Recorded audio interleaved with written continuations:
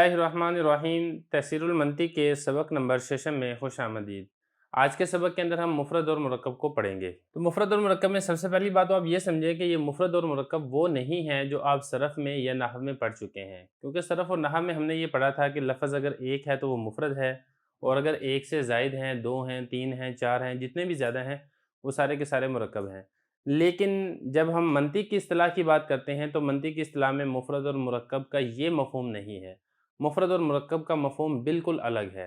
सबसे पहले आप मुरक्कब को समझ लें, जब आप मुरक्कब को समझ लेंगे तो मुफ़रद का मफ़हूम आपको खुद ब खुद समझ में आ जाएगा। मुरक्कब की मैंने तारीफ़ यहाँ पे लिखी है, लफ़्ज़ के जुज़ से माना के जुज़ पर दलालत का इरादा किया गया हो। यानी जो अल्फ़ाज़ हैं उसके अज्ज़ा हैं, एक जुज़ नहीं है, दो हैं, तीन हैं, चार हैं, पाँच हैं। पहली बात तो ये है। और जो उसके माना हैं, माना के भी अज्ज़ा हैं, और लफ़्ज़ के अज्ज़ा माना के अज्ज़ा पर दलालत भी करते हों, नंबर एक, और उस दलालत का आपने इरादा भी किया हो। मिसाल के तौर पे मैं यहाँ पे कुछ अल्फ़ाज़ लिखता हूँ, किताब वाले अल्फ़ाज़ लिख देते हैं, ज़ैद खड़ा है। अब ये देखें, ये कुछ अल्फ़ाज़ हैं, इसके अज्ज़ा हैं। पहला जुज़ है ज़ैद, ये हो जाएगा पहला अव्वल, दूसरा है खड़ा, और तीसरा है। ये तीन अज्ज़ा हैं इन अल्फ़ाज़ के, और माना भी तीन ही हैं। अब माने में एक तो है ज़ैद की ज़ात, और दूसरा है उसका खड़ा, और तीसरा है उसका होना, यानी खड़ा हुआ होना। तो माना भी तीन हैं, अल्फ़ाज़ भी तीन हैं, और ये लफ़्ज़ उस माना पर दलालत भी करते हैं। मतलब ये लफ़्ज़ आपको यही बता रहे हैं कि ज़ैद खड़ा है, एक बात। और दूसरी बात ये कि आपने इन अल्फ़ाज़ से इन माना पर दलालत करने का इरादा भी किया है। क्योंकि जब आप ये वाली बात कहते हैं ज़ैद खड़ा है, तो गोया कि आप ये बताना चाहते हैं, ज़ैद के खड़े होने की आप ख़बर देना चाहते हैं। तो ज़ैद के खड़े होने पर दलालत आप ख़ुद इरादा कर रहे हैं जिसकी आप ख़बर दे रहे हैं। तो अगर ये सारी चीज़ें पाई जाएँगी तो फिर ये मुरक्कब है। यानी लफ़्ज़ के अज्ज़ा भी होने चाहिए, जैसे कि यहाँ पे अज्ज़ा हैं, और ये अज्ज़ा इसके माना के अज्ज़ा पर दलालत भी करते हों, जैसा कि ये अल्फ़ाज़ ज़ैद के खड़े होने वाले माना पर दलालत भी करते हैं। और तीसरी और आखिरी और अहम बात ये है कि इस दलालत करने का आपने कस्द और इरादा भी किया हो। और अगर इनमें से कोई एक शर्त भी नहीं पाई जाएगी तो वो मुफ़रद होगा। मिसाल के तौर पे अगर हम किसी का नाम रख देते हैं हैवान नातिक,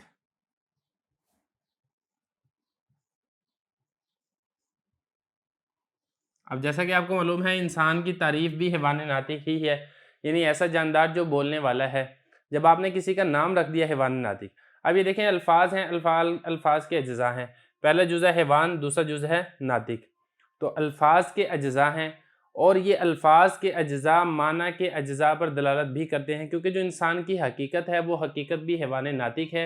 इस हकीकत के ऊपर ये अल्फ़ाज़ दलालत भी करते हैं, लेकिन इस दलालत करने का आपने इरादा नहीं किया। क्योंकि जब हम किसी का नाम रखते हैं तो नाम रखने से हमारा मकसद उस शख्स की, इंसान की हकीकत बताना नहीं होती कि उसकी हकीकत हैवान नातिक है, बल्कि उस नाम रखने का मकसद उसके अलावा जो दीगर इंसान हैं उन इंसानों से उस शख्स को मुमताज़ और जुदा करना हमारा मकसद होता है। तो यहाँ पर कौन सी शर्त मिस है? यहाँ पर ये वाली शर्त मिस है, इरादा किए होने वाली बात, कि लफ़्ज़ है, लफ़्ज़ के अज्ज़ा भी हैं, और उसके माना के अज्ज़ा पर वो लफ़्ज़ के अज्ज़ा दलालत भी करते हैं, लेकिन इस दलालत का हमने इरादा नहीं किया, जिसकी वजह से इसको आप मुरक्कब नहीं कहेंगे बल्कि आप इसको मुफ़रद कहेंगे। एक बात होगी। और इसी तरीके से दूसरी बात, ये दूसरी चीज़ आप देखें अब्दुल्ला, इसको हम बाद में तरतीब के साथ भी समझेंगे ताकि बात को समझना ये आसान हो जाए। अब अब्दुल्ला में आप देखें, अगर आप ये किसी का नाम रख देते हैं अब्दुल्ला, अब ये लफ़्ज़ के अज्ज़ा हैं। एक इसका जुज़ है अब्द, और दूसरा जुज़ है इसका अल्लाह। अब्द का मतलब होता है बंदा, और अल्लाह का मतलब होता है अल्लाह।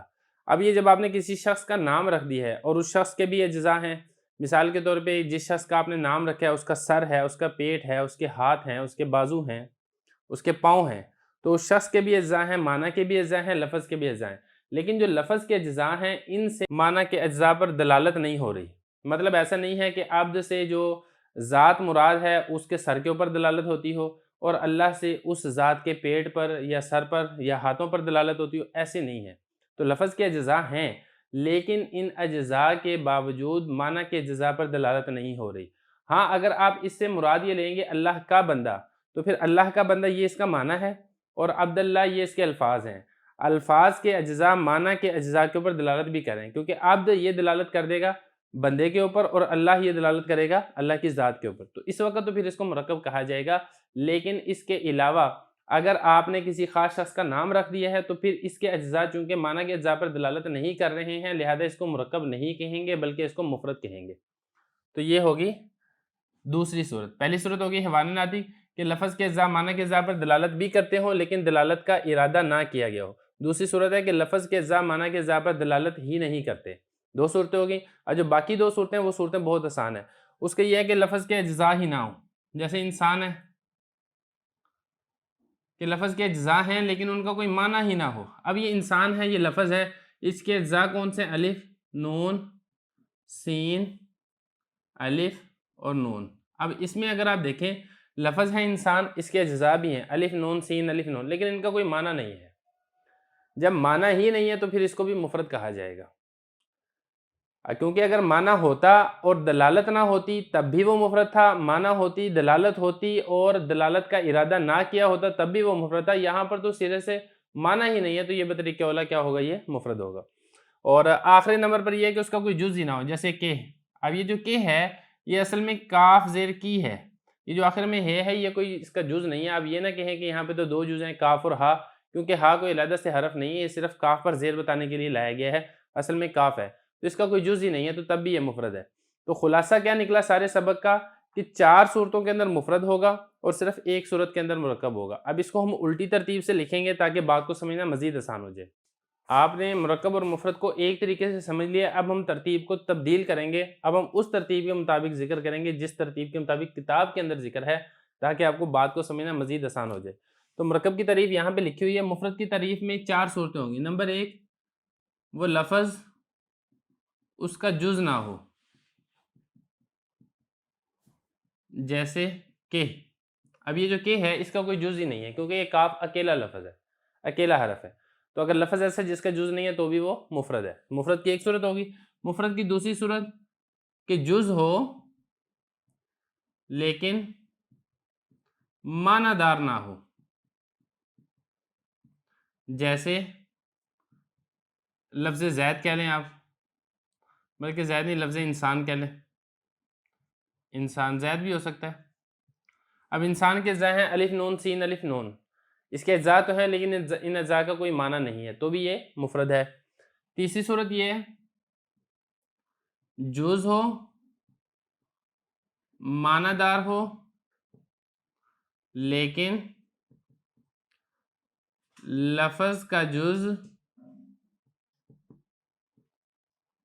माना के जुज़ पर दलालत ना करता हो, जैसे अब्दुल्ला। अब अब्दुल्ला के दो जुज़ हैं, एक अब्द और दूसरा अल्लाह।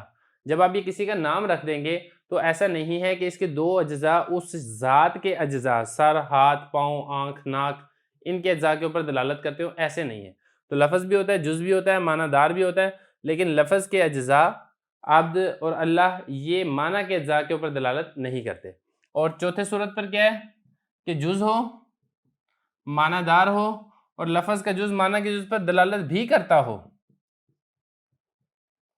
लेकिन इस दलालत करने का इरादा ना किया गया हो। जैसा कि हैवान नातिक अगर किसी ज़ात का नाम रख दिया जाए तो हैवान नातिक अगरचे इंसान के अज्जा हैवान और नातिक के ऊपर दलालत तो करता है, लेकिन जब आप किसी का नाम रखते हैं तो फिर नाम रखने से मकसद ये नहीं होता कि आप उसके इंसान होने की हकीकत बताना चाहते हैं, बल्कि उस इंसान को, उस ख़ास ज़ात और उस ख़ास शख्सियत को दूसरे इंसानों से अलग, जुदा और मुमताज़ करके बताना चाहते हैं। तो यहाँ पे अज्जा भी होते हैं और लफ्ज़ के अज्जा माना के अज्जा पर दलालत भी कर रहे होते हैं, लेकिन इस दलालत करने का इरादा नहीं किया गया होता, तो ये भी मुफरद है। तो मुफरद की कुल 4 सूरतें बन जाएंगी। और जब ये सारी चीज़ें पाई जाएँ कि जुज़ भी हो, माना कि जुज़ पर दलालत भी हो और दलालत का इरादा भी किया गया हो, तो फिर ये मुरक्कब होगा। जैसे कि इसकी मिसाल मैंने ज़िक्र कर दी है कि ज़ैद खड़ा है, लफ्ज़ के अज्जा हैं और माना के भी अज्जा हैं और लफ्ज़ के अज्जा माना के अज्जा पर दलालत भी कर रहे हैं और इस दलालत करने का इरादा भी किया गया है, लिहाजा ये मुरक्कब है। तो सबक हमारा मुकम्मल हो गया है, बात आपने समझ ली है। मुफरद की 4 सूरतें बनेंगी और जब सारी शर्तें पाई जाएंगी तो फिर वो मुरक्कब बनेगा। अब रह गई ये इबारत का हल, वो हम इंशाल्लाह अगले सबक के अंदर करेंगे।